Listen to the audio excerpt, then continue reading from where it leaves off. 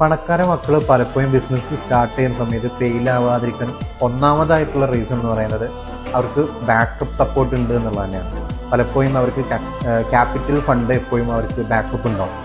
അവരെ ഫാമിലിയായിട്ട് സപ്പോർട്ട് ചെയ്തിട്ട് തന്നെയായിരിക്കും അവർ സ്റ്റാർട്ട് ചെയ്യാം. കാരണം രണ്ടാമതൊരു കാര്യം, അവർക്ക് എപ്പോഴും ഇൻഫർമേഷനുകൾ കിട്ടുന്നതും ഇൻസൈറ്റ്സുകൾ കിട്ടിക്കൊണ്ടേയിരിക്കും. കാരണം വെച്ചാൽ ഒരു മിഡിൽ ക്ലാസ് ബോയോട് സംബന്ധിച്ചോളം അവർ ഭക്ഷണം കഴിക്കുമ്പോഴും അവർ വീട്ടിൽ ചെല്ലുമ്പോഴും എപ്പോഴും കടക്കേണ്ട കാര്യങ്ങളും അടവുണ്ട്, എനിക്ക് അവിടെ പേയ്മെൻ്റ് ഉണ്ട്, EMI ഉണ്ട്.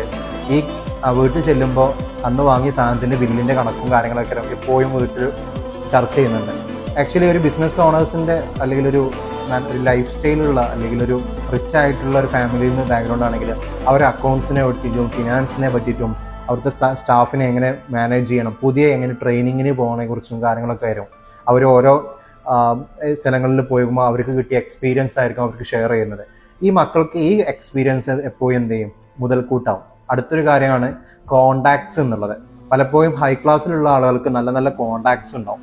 ഈ കോണ്ടാക്ട്സ് ഉപയോഗിച്ചുകൊണ്ട് നമുക്ക് പെട്ടെന്ന് ചില ഏരിയയിലേക്ക് ആക്സസ് ചെയ്യാനും ചില കാര്യങ്ങൾ നമുക്ക് പെട്ടെന്ന് കണക്ട് ചെയ്യാനും പറ്റുന്ന ചാൻസസ് ഉണ്ട്.